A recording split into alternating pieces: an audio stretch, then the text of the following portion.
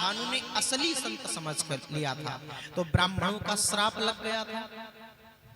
राम कथा में आप सभी लोगों ने श्रवण किया होगा, और भागवत कथा में परीक्षित जी ने एक असली संत को नकली संत समझ लिया, तो इनको भी श्राप लग गया। जब इन्होंने देखा कि आंख बंद कर लिए हैं, तो वहीं पर एक मरा हुआ सर्प पड़ा था, अपने बाण से उठा करके और समीक मुनि के गले में उन्होंने डाल दिया और वहां से चले गए। कुछ जो शिष्य थे, इनके जो बेटे थे श्रृंगी, तो वो नदी में स्नान कर रहे थे अपने मित्रों के साथ में। कुछ मित्र गए, उन्होंने बताया कि तुम्हारे पिताजी के गले में किसी ने मरा हुआ सर्प डाल दिया है। श्रृंगी ऋषि ने उसी नदी का जल उठाया, हाथ में लिया और लेकर के उन्होंने श्राप दे दिया कि जिस किसी ने तक्षक को मेरे पिताजी के गले में डाला है, आज के 7वें दिन वो तक्षक ही उसकी मृत्यु का कारण बनेगा। और इस तरह से श्राप दे दिया। अब जब समय के ऋषि ध्यान से उठे, उनको पता लगा कि हमारे पुत्र ने ऐसा किया है, तो समीक मुनि ने बहुत समझाया। समझाते हैं उन्होंने कहा कि वो राजा हैं, आपको बेटा ऐसा नहीं करना चाहिए।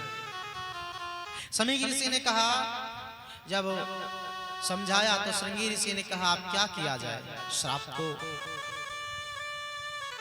दे चुका हूं मैं।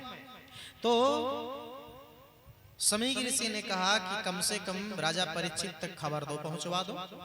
तो कुछ शिष्यों को भेज दिया गया कि उनको ये बता दिया जाए कि आज के 7वें दिन वही तक्षक तुमको डसेगा, सर्पदंश करेगा और तुम अपने मुक्ति का उपाय कर लो।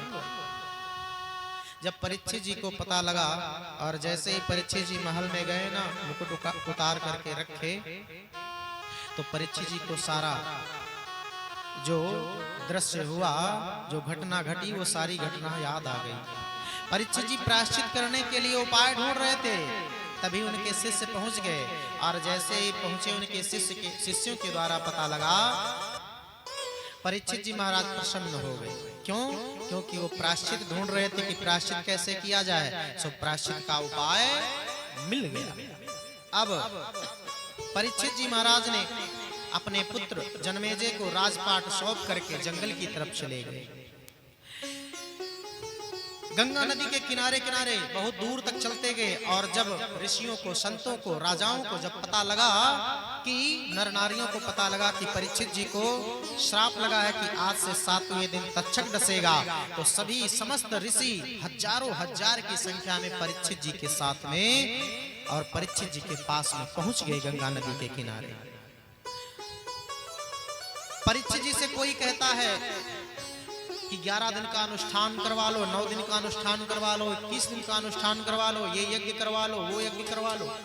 परीक्षित जी महाराज जी ने कहा कि मुनि श्रेष्ठ, हे ऋषियों, मेरे पास में मात्र 7 दिन का ही समय, 9 दिन का, 11 दिन का और 21 दिन का समय नहीं है।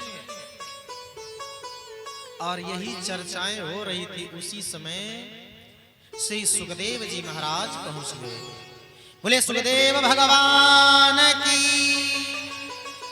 और श्री सुखदेव जी महाराज जब पहुंचे, जैसे कल आप सभी लोगों ने देखा था ना, दर्शन किया था, परीक्षित जी महाराज ने पैर प्रक्षालन किया और सुंदर आसन दे करके सुखदेव जी महाराज को विराजमान करवाया। और विराजमान जैसे हुए तो परीक्षित जी ने तुरंत सुखदेव महाराज से प्रश्न कर दिया, क्या?